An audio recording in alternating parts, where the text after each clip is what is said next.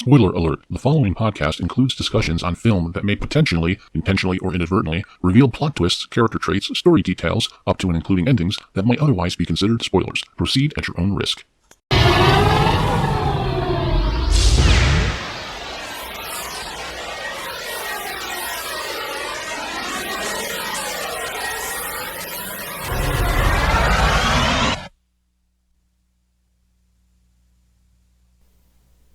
You're listening to Movie Sucktastic. Do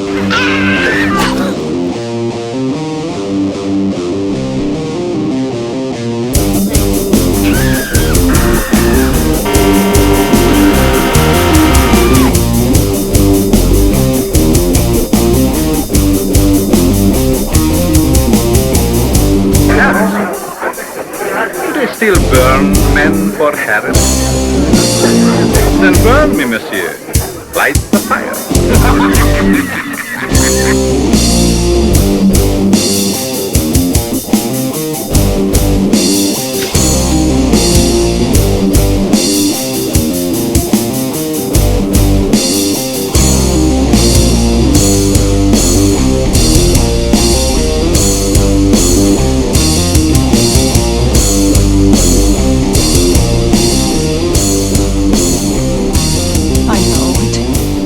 It all sounds like some bad movie.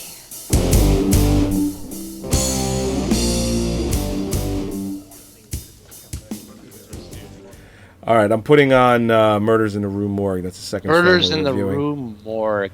Yes. Now, remember last week when we were talking about the Black Cat, and we talked about how we couldn't stand the romantic couple in that film? Yes. This film makes you wish for them, doesn't it? It sure does. Man, actor's name is Leon I James. thought it was a funnier movie though. In some ways, yeah. Maybe it's less funny for me because I'm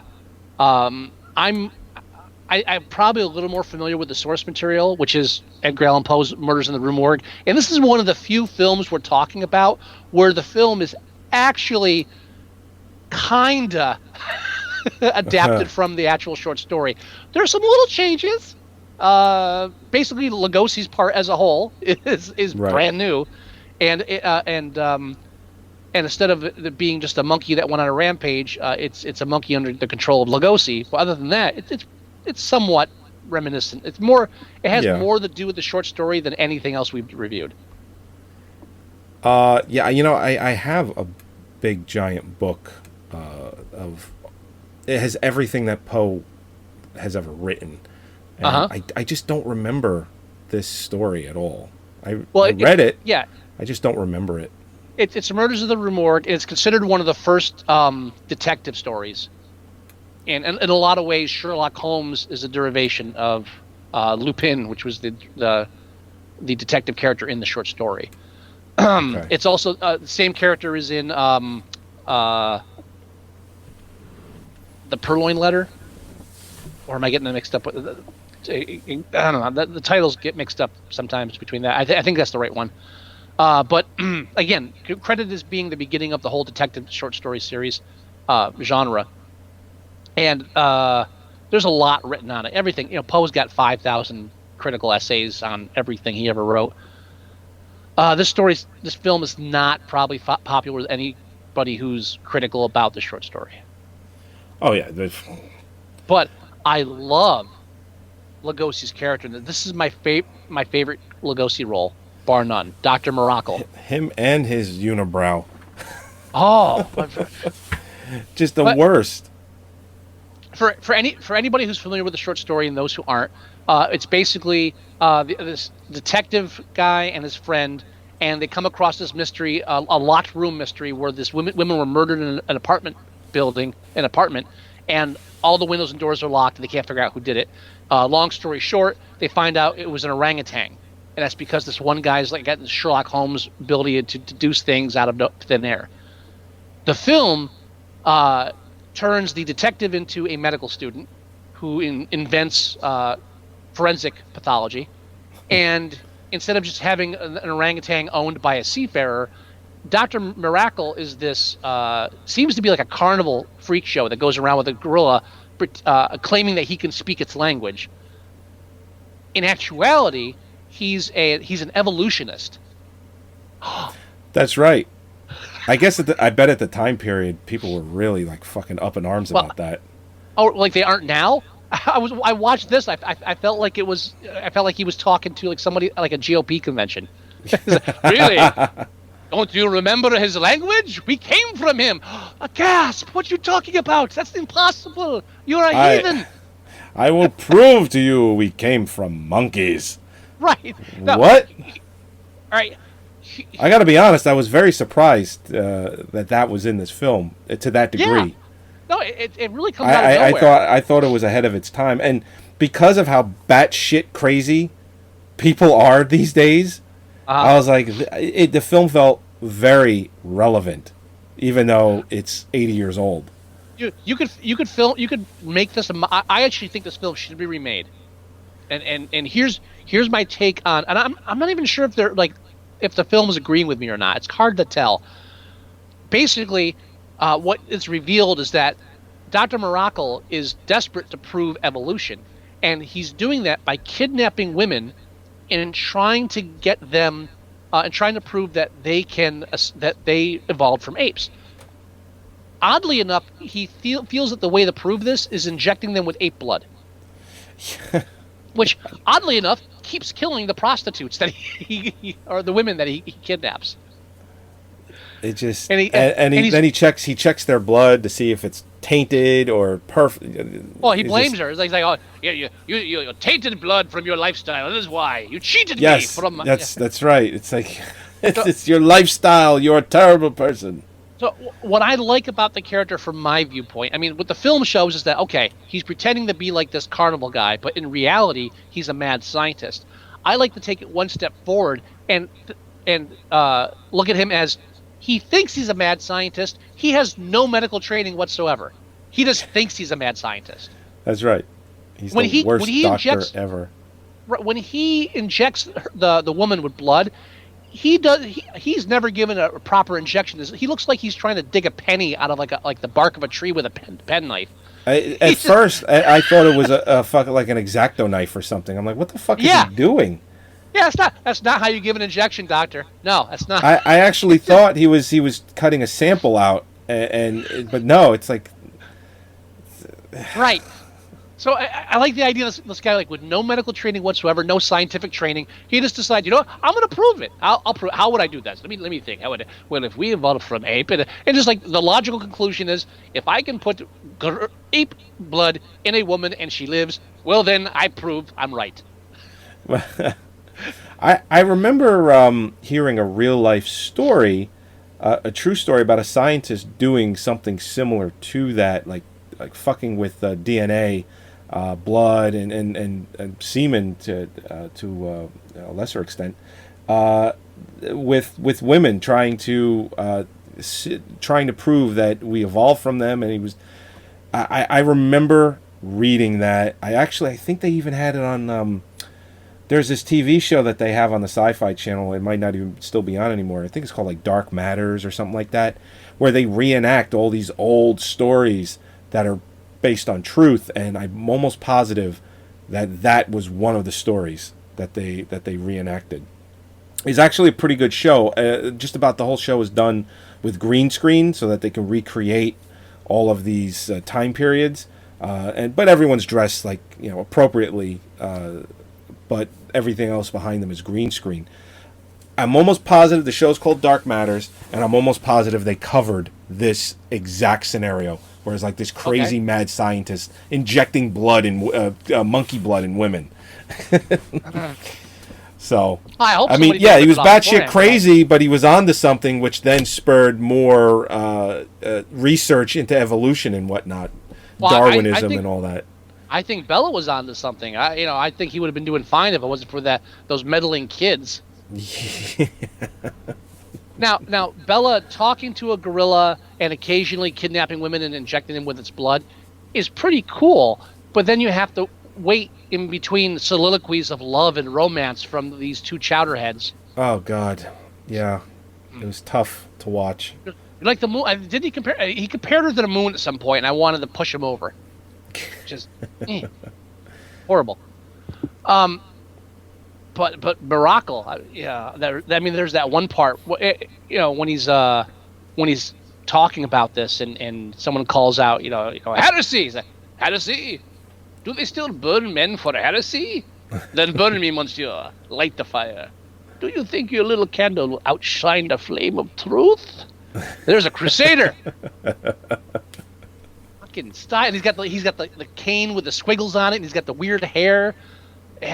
He kind of looks like, especially when he's got his sleeves rolled up and he's wrestling with the woman that he kidnaps. Right. He kind of looks like if you crossed Shemp with Willy Wonka. part Shemp, part Willy Wonka, and part Carrot Top with the muscles.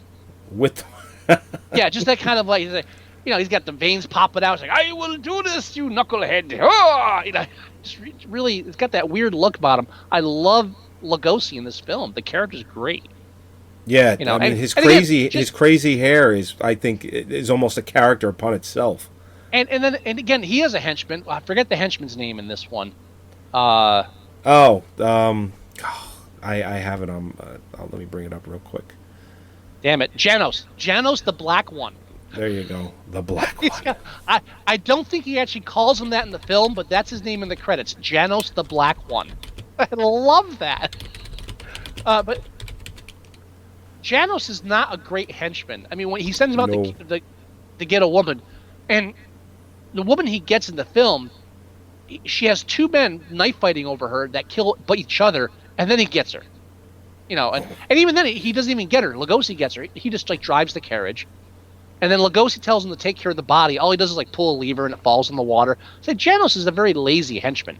Yeah. At the end, he can't even bar the doors in time to get the cops shoot him. That's right. Yeah, he sucks. There's someone barring the door. Bang. Yeah, I mean, if you're gonna get the whole name Janos the Black One, you got to put a little more effort in. You got to earn it. He didn't earn it.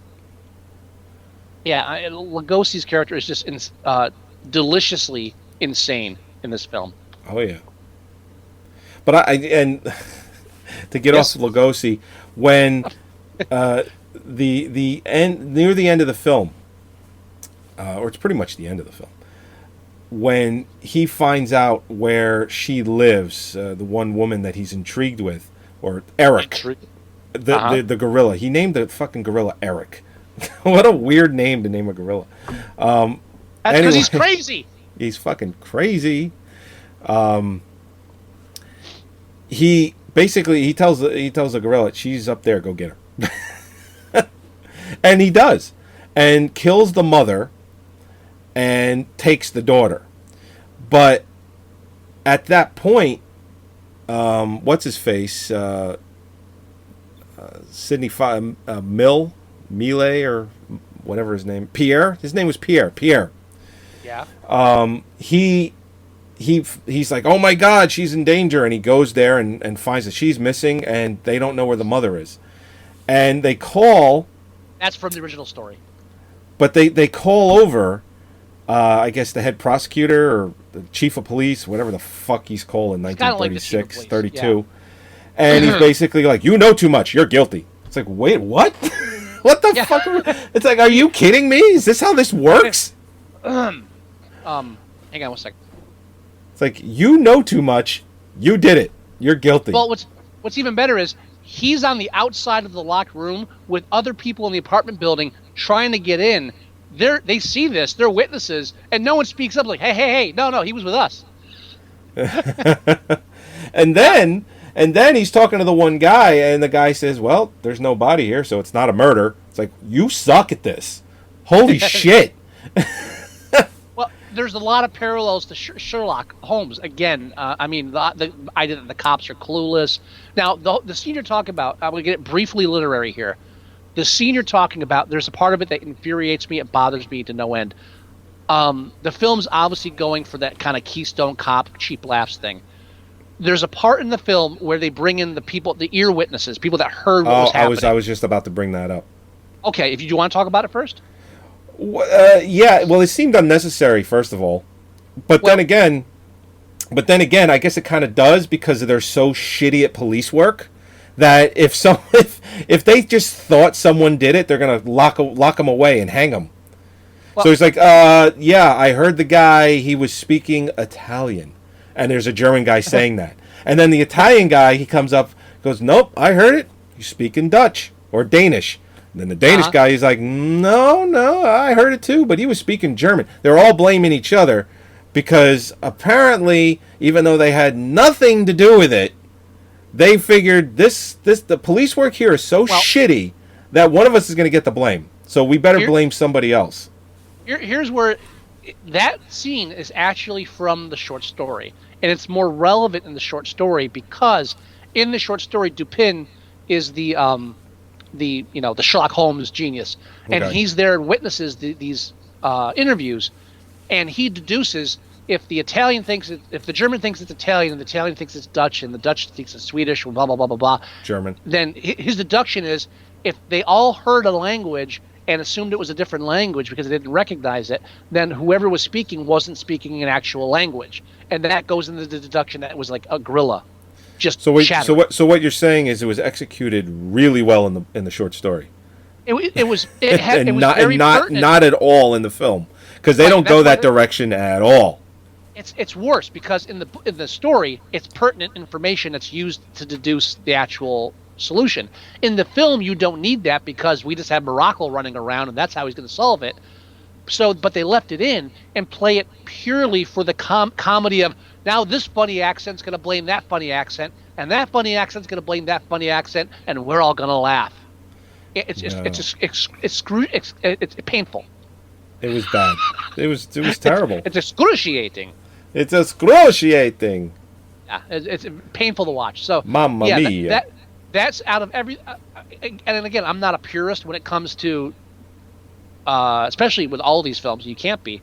But that particularly bothered me because they kept the scene and then twisted it purely for comic.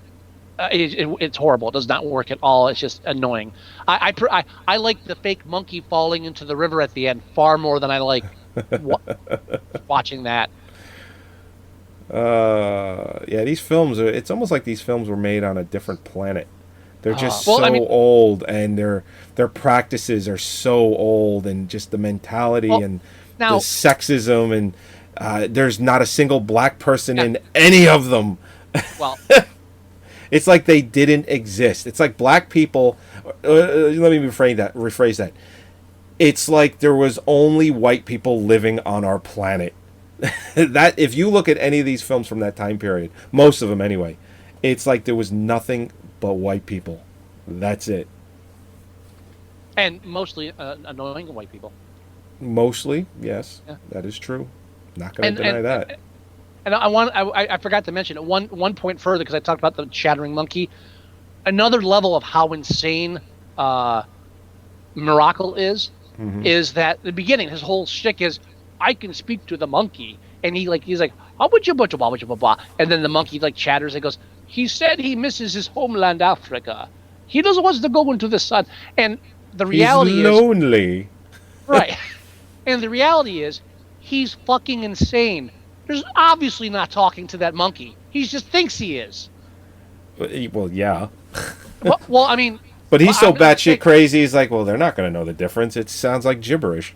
Well, since he's able to control the monkey in the film, I think it's debatable whether or not they're trying to imply that he actually can't talk to the gorilla. I think that's debatable in the aspect of the film.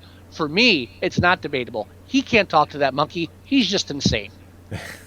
And fucking crazy I so could see a remake of this modern day with just because you got those guys that like that one guy in New York City, you know, everything's fine. Then one morning, like a cop sees him walking a tiger. Next thing you know, you find out, he had like 87 exotic animals in his 2-bedroom apartment.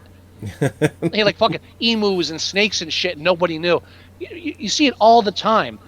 I could definitely see a remake with some, just like a shut-in Occasionally, like, does some kind of performance art, but at night he's like researching stuff online, teaching himself medicine. He's like, I'm gonna prove that we came from apes, and just like he has like an orangutan. It'd be like a weird remake of Going Ape with Tony Danza, and you could get Tony Danza to play Mirakle.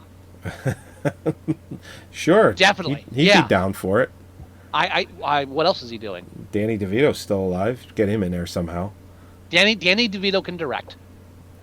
Sure.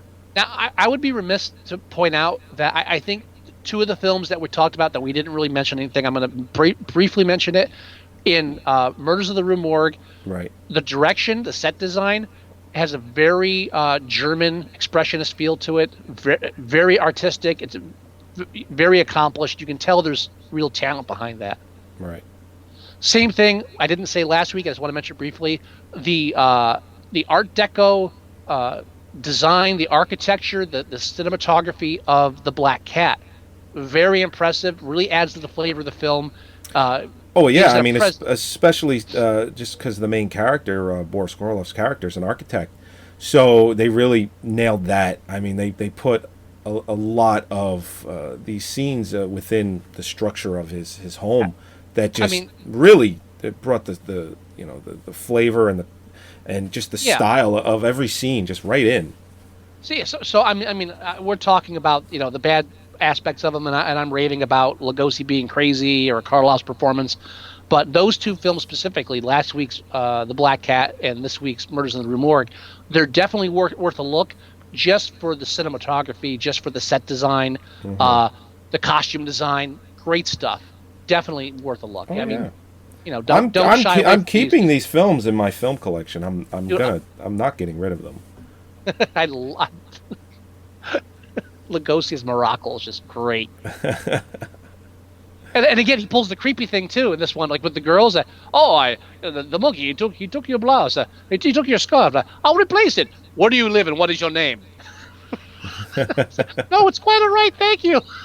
He's like, how about we? Yeah, right. He keeps saying, it's like, I will replace your bonnet. I insist. And then later he goes to her door and he's like, I need to talk to you. And she's like, no, that's all right. He's like, no, I got to talk to you. And she's like, no, I'm going to go to bed now. And he's like, how about we go to the cafe? It's like the middle of the night. And she's like, nope. And she basically has to close the door on top of him and just push him out of the door. That's why it's such a great character. And again, it's the reason why I like him in The Raven, is because this isn't like, little did they know he was crazy. No, everybody knows he's crazy. From scene one, everybody knows he's fucking insane. Every time Dupin mentions Mirakle, like, oh, that guy, yeah, that nut. Her, oh, he's at the door. Oh no, what am I gonna do? There's no slow reveal. He comes out of the door, batshit insane. From enter stage left. I'm crazy. Let's run with it. There's no illusions. He wears his crazy on his sleeve. It's like what's his face? Fuck. Donald Trump. Stanley Tucci. No, let's not go there. Stanley Tucci's character in the Peter Jackson film, the one that took place in the 70s. What the hell was the name of that? Not the Peter Jackson film. Yeah. The one where he made Stanley Tucci was a pedophile. Oh, Stanley Tucci. I got things mixed up. Oh yeah, you're talking about The Lovely Bones. The Lovely Bones, where it's like, everybody knows you're a creepy pedophile. No. That's just the opposite. That film was so bad because everybody's like, oh, that's the nice old man next door, and the way Stanley Tucci plays it with the mustache, they're like, oh, that's a pedophile. If you saw this guy in your neighborhood, you'd burn his house down just because you know he has a collection of tiny shoes somewhere. No fucking way. Yeah, I think when we reviewed that, I think I said something along the lines. I was like, oh, he's right down the block. Let's go get him. Yeah, the girl disappeared. Yeah, we know who to check. House 507. Go. She's check missing? Yeah, let's go, 450 Beach Street. Let's go now. we got him. He's right there. Don't get a search party. Call the cops. Tell them to go to the backyard first because he's going to run. Yeah, we got to sneak up on this guy because he's got to know we're coming. but the creepy film dude. plays it where everybody's like, oh, that's the guy, that's the nice gentleman. We never suspect him of everything. Come on, he's like cutting the roses and drooling with that. No man with that mustache. Nobody. Yeah. I don't. Even in the 70s, nobody with that mustache is trusted by a rational adult. That's it. Yeah, no, it just the way I look at it is just I would never, even with me present, I wouldn't let you around my children. What the fuck happened? What the fuck happened to Peter Jackson? You know, you can almost see him off camera. It's like, Stanley, can you be more molesty? It's like, Peter, you want me to pull it out in the driveway? What the fuck? It's like here's a doll. You know, just practice with that. Like, you want me holy to play shit, it subtle? dude. Peter, do you want me to play it subtle? No, the audience might get confused. Peter. All right, everybody. Thank you for joining us for episode 176 of Movie Sucktastic. Woohoo! Where next week we'll be reviewing something. We'll figure it out. We'll let you know.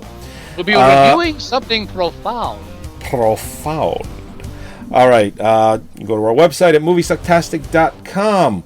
Completely redesigned and redone. Please go to the site. I want and you so to. pretty. It's so pretty. Why are the pretty ones always so dumb? Anyway, you can listen to our show. Yeah, no, it's just something I said.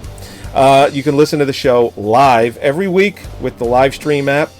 8 o'clock on Thursdays. Join us live, or you can watch the show on the live stream website, livestream.com/moviesucktastic, or you can listen to the show from moviesucktastic.com as well, or you can download it. You can go to iTunes and you can do the same thing. You can download it to your favorite MP3 player of your choice, or you can listen to it right there. You can leave us voicemail at 908-514-4470. 908-514-4470. You can email us. The address is themovieguys@moviesucktastic.com. You can also go to our Facebook page at facebook.com/moviesucktastic. We have a Tumblr page, and that's moviesucktastic.tumblr.com.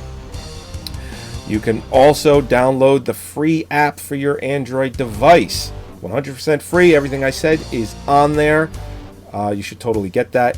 And coming soon, very soon, literally within the next week or so, I will have a mobile version of the website for all you iPhone users. Fuck yeah. And that about does it. So, Scott, you got any wisdom? Chokara! Okay. It's hard to come up with new stuff every week, I know. I've never done that before. No, I know. I just figured you would have used something from the two movies we reviewed. Oh, It's okay. Don't worry about it. Too late. Yeah. All right, everybody. We'll talk to you next week. Bye-bye. Yeah.